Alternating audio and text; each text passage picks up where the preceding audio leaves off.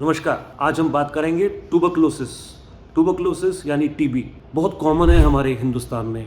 हम सब टीबी का कीटाणु अपने अंदर लेके चल रहे हैं, बट किसी कारणवश अगर हमारी इम्यूनिटी कम हो जाती है तो ये कीड़ा या टीबी का कीटाणु पनपने लगता है। तो यूजली हड्डी की टीबी बहुत रेयर होती है, बट जब भी होती है तो स्पाइन उसमें सबसे कॉमन एरिया है जहाँ पे टीबी का इन्वॉल्वमेंट होता है। Now tuberculosis is one infection which is very commonly seen in spine. It's the most common infection which is seen in spine, and it can lead to eating up of bone because of this particular bacteria which is M. tuberculosis that leads to weakening of bones, and धीरे धीरे रीढ़ की हड्डी के अंदर kyphosis या झुकाव आना शुरू हो जाता है। Now यहाँ तक ज़्यादातर टीबी जितनी भी होती है स्पाइन में तो वो दवाई के द्वारा ठीक हो जाती है। यूजली डॉक्टर उसके अंदर आपको एक ब्रेस देते हैं और आपको टीबी की दवाई शुरू कर देते हैं, which is usually taken for about 1 year. तो 1 साल तक आपका इलाज चलता है, धीरे धीरे दवाइयों में बदल करके और ब्रेस देके ये ठीक की जा सकती हैं। कुछ टीबी ऐसी होती हैं जिनको हम मल्टी ड्रग रेजिस्टेंट ट्यूबरकुलोसिस बोलते हैं। तो उस सूरत में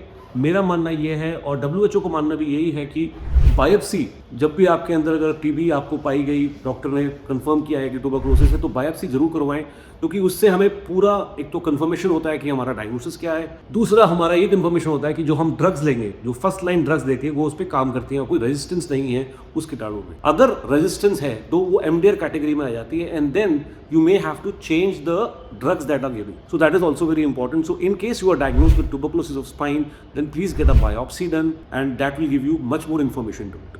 Now just in case you are developing a deformity, and sometimes क्या होता है कि लोगों के पैरों के अंदर कमजोरी आनी शुरू हो जाती है, या गर्दन के अंदर अगर टीबी हुई है तो हाथों में और पैरों दोनों में कमजोरी आनी शुरू हो जाती है। पेशेंट चलने में असमर्थ होना शुरू हो जाता है, चल नहीं पाते हैं, खड़े नहीं हो पाते हैं, उनका कंट्रोल यूरिन का और स्टूल का जा सकता है। तो ऐसी सूरत में ऑपरेशन करने की आवश्यकता पड़ती है ताकि जो मेन नस, जो स्पाइनल कॉर्ड हमारे अंदर है, उस पर दबाव हटा सके। तो उस सूरत में स्पाइन सर्जन्स या आप जब डॉक्टर के पास जाएंगे तो वो आपको सर्जरी रिकमेंड करेंगे। So that is very important surgery, and the results are usually very good, and the surgery is quite safe.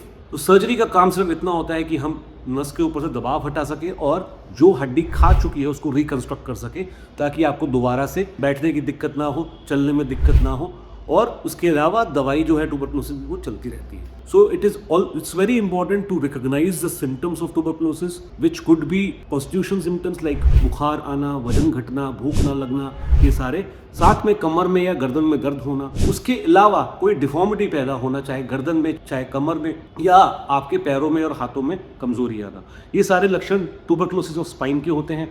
और इसमें प्लीज़ अपने डॉक्टर के पास जाके मिलिए, इसका पूरी तरह से इलाज हो सकता है और ये काफ़ी डेंजरस या क्रिटिकल बीमारी है, इससे आप बच सकते हैं।